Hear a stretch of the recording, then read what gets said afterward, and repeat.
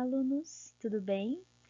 Na aula de hoje, nós vamos iniciar um novo sistema. Vamos começar a estudar o sistema endócrino. Então, vamos relembrar um pouquinho desse slide aqui que nós já vimos quando nós iniciamos os nossos estudos sobre o sistema nervoso. O sistema nervoso, juntamente com o sistema endócrino e o sistema imunitário, são chamados de sistemas integradores. Por quê? Porque eles fazem a coordenação de todas as atividades do nosso corpo. No caso do sistema nervoso, ele faz isso através dos impulsos elétricos e da liberação dos neurotransmissores, né, que são chamados de neurohormônios. E o sistema endócrino vai fazer essa coordenação, esse controle, através da produção e liberação de hormônios no sangue, tá? Mas antes de nós entrarmos no sistema endócrino, falarmos sobre as glândulas endócrinas, sobre os hormônios, vamos falar um pouco sobre glândulas. O que são glândulas? Né? Nós já vimos no início do ano, estudamos ali os tipos de tecidos, né? E nós vimos que um dos tipos de tecido epitelial é o tecido epitelial glandular. São formados por células capazes de produzir substâncias. Então, essas glândulas são estruturas formadas por esse tipo de tecido epitelial e elas produzem substâncias que podem ser ou secreções ou hormônios, tá? E nós temos três tipos de glândulas no nosso corpo. Nós temos primeiramente a glândula exócrina.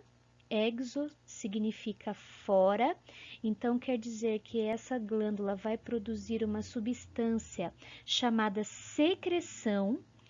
Essa secreção, ela vai ser lançada para fora do corpo ou ela vai ser lançada dentro de uma cavidade no nosso corpo.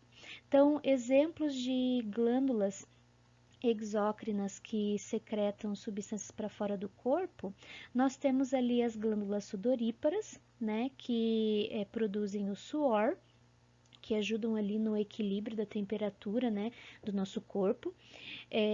A glândula lacrimal, que produz a lágrima, né, que vai lubrificar os nossos olhos, tá?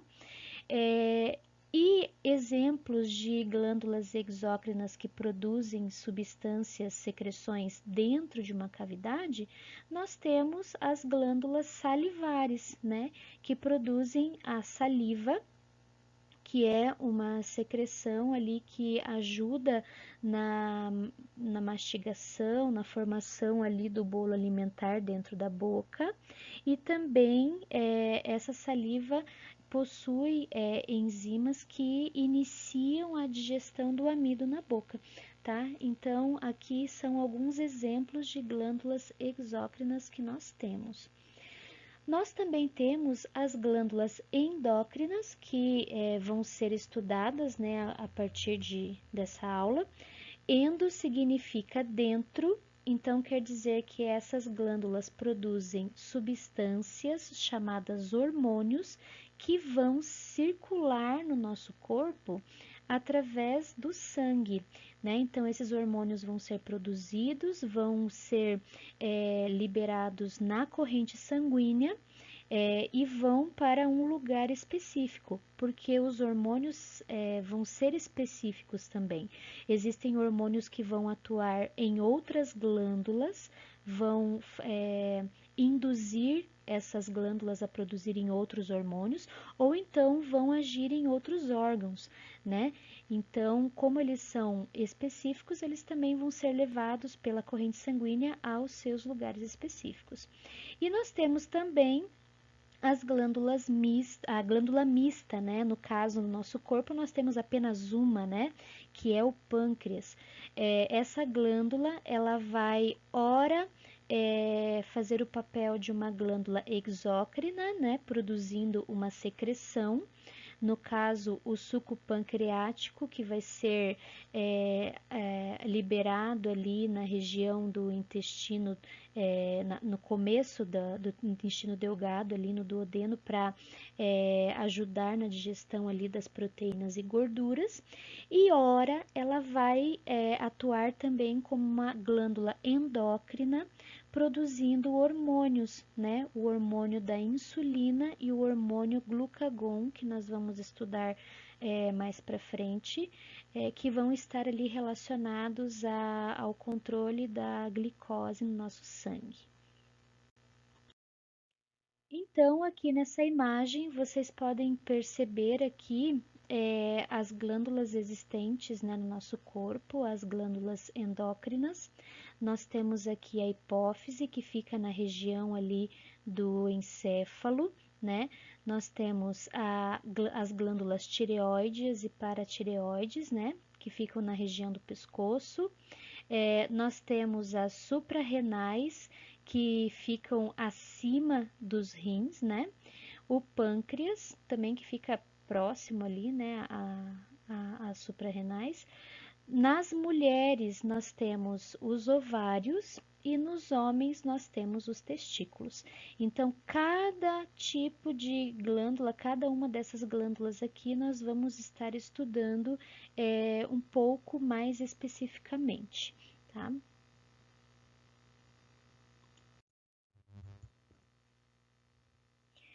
Então, nós vamos iniciar o nosso estudo das glândulas, né, pela glândula hipófise, ou também chamada de pituitária. Ela é uma glândulazinha bem pequena, do tamanho de um grão de ervilha, e ela fica bem protegida dentro do crânio, e ela é ligada ao encéfalo pelo hipotálamo, que é essa outra regiãozinha aqui acima, ok? Ela é chamada de glândula mestra porque uma das suas funções é controlar outras glândulas. Então, ela vai secretar hormônios que vão agir em outras glândulas, tá? E além disso, ela também vai secretar um hormônio chamado de GH, que é o hormônio do crescimento, que vai controlar o crescimento, tá? Então, esse hormônio ele vai ser secretado, né, conforme a criança vai crescendo, mas no período da adolescência ocorre ali um crescimento muito rápido, né? Ela produz esse hormônio e faz com que os adolescentes tenham um estirão, né? Então, até eles ficam parecendo meio desengonçados, né? Ficam com os braços e as pernas maiores, até que depois o corpo cresce e completa, né, o seu crescimento, né?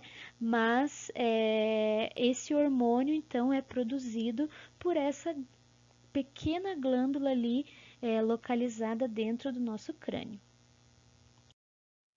A hipófise, ela é constituída de duas partes. Nós temos a adenohipófise, que é o lobo anterior, né, da hipófise, e nós temos a neurohipófise, que é o lobo posterior. A adenohipófise, ela vai estar produzindo vários hormônios que vão, inclusive, regular o funcionamento de outras glândulas, né? Então, nós temos aqui, por exemplo, a prolactina, né? Que ela vai estar, esse hormônio aqui, ele vai estar induzindo a produção do leite pelas glândulas mamárias. Então, prolactina é um hormônio que vai agir em outras glândulas, que são as glândulas mamárias. Nós temos também o hormônio gonadotrófico, que vai estar agindo nas gônadas, né? No caso aqui nos ovários ou nos testículos. O hormônio tireotrófico, que vai estar agindo, vai estar regulando o funcionamento da tireoide, vai estar agindo ali para que a tireoide possa produzir os outros hormônios também. O hormônio adrenocorticotrófico, que vai estar agindo nas glândulas suprarrenais, né, ou adrenais, e também o hormônio somatotrófico, né, que vai agir ali nos ossos, no caso, o hormônio do crescimento, né, que nós falamos no slide anterior. E a neurohipófise, ela vai estar produzindo um hormônio chamado ocitocina, que vai também agir nas glândulas mamárias, só que não para produzir o leite, mas para expulsar esse leite no seio, né, no caso no peito, para que o bebê possa sugar e mamar quando ele nascer.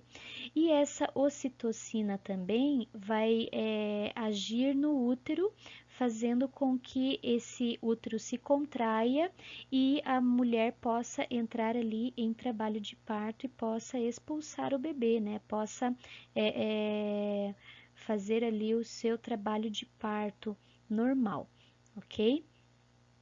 Outro hormônio também que a neurohipófise produz é o hormônio ADH, chamado de antidiurético. Uma substância diurética é uma substância que vai ajudar o corpo a eliminar urina, o excesso de água do nosso corpo através da urina. Uma substância antidiurética vai fazer o trabalho contrário. Ele vai ajudar, no caso os rins, a absorver mais água e mandar essa água para o corpo, porque o corpo vai estar com o nível de água mais baixo, né? Então ele vai precisar de água e essa água vai ser retirada, então vai ser absorvida novamente pelos rins e a urina ela vai ficar mais concentrada, mais amarelada, né? Então, esse hormônio antidiurético ele vai fazer com que a gente elimine uma quantidade menor de água na nossa urina. Ok? Então, ele vai fazer com que os rins absorvam mais água para deixar essa água disponível para as nossas células, para o nosso organismo. Outra glândula que nós vamos estudar são as glândulas suprarrenais ou adrenais. Supra significa acima, então são aquelas glândulas que se localizam acima dos rins. Ela tem um formato meio que triangular, né? E se nós pegássemos e cortássemos essa glândula, nós veríamos que ela tem uma região de córtex, né? E uma região que é mais superficial, né? Mais na parte da superfície, e uma medula que é mais interna, bem parecida com o nosso cérebro, né? Que também tem um córtex na parte mais superficial e uma medula mais internamente, né? Que é aquela substância branca. As suprarrenais também tem. E esse córtex, ele vai produzir também vários hormônios, que são chamados de hormônios corticoides, tá? Mas nós vamos ver daqui a pouquinho já quais são os hormônios que essas glândulas produzem. Um dos hormônios que as glândulas suprarrenais produzem é o hormônio adrenalina. Essa substância é um hormônio, mas também é um neurotransmissor, né? São produzidos ali pelos neurônios, né? E esse hormônio, ele vai preparar o organismo para realizar atividades e esforços físicos, né? Então, esse hormônio, ele vai ser produzido em situações de muito estresse, né? Ou então de cansaço físico, de nervosismo, quando a pessoa tem uma baixa quantidade de glicose no sangue, ou quando ela ficou muito tempo em jejum, ou quando a pessoa teve um caso de hemorragia, né? Então, nesses casos aí vai haver um estímulo na produção dessa adrenalina que vai atuar principalmente ali nos órgãos periféricos. Ele vai dilatar a pupila, ele vai aumentar a frequência cardíaca, ele vai aumentar também a frequência respiratória, a pessoa vai estar com um aporte de oxigênio maior, né? Ele vai causar tremores, vai causar também a pessoa, estimular a pessoa a produzir o suor, isso tudo como reações de fuga em momentos aí de estresse ou de medo, né? No caso aí, quando a pessoa se depara com um cachorro perigoso, com raiva, né? Furioso, ou então quando se sente ameaçada por estar sendo perseguida na rua, né? Então essas situações aí vão estar induzindo a produção da adrenalina, porque esse hormônio vai ser então o hormônio que vai ajudar nesses momentos aí nessas reações de fuga do organismo. Outro hormônio também que é produzido por essas glândulas é a noradrenalina, que vai estar atuando aí na regulação da pressão arterial, tá? E também vão ser produzidos corticoides, que são substâncias que vão estar sendo usadas ali para reduzir inflamações no corpo. Então, quando a pessoa está ali com uma inflamação, é administrado normalmente alguns remédios que tenham esses corticoides, né? Para ajudar ali a reduzir então essas inflamações. E por enquanto é só, pessoal. Nós ficamos por aqui, tá? Vimos aí algo geral sobre as glândulas, né? Os 3 tipos de glândulas que nós possuímos no nosso corpo. E vimos aí 2 tipos de glândulas, as suas funções e os hormônios que essas glândulas produzem, né? Mas nós estaremos continuando esse assunto na nossa próxima aula, tá? Não perca, eu estou te esperando.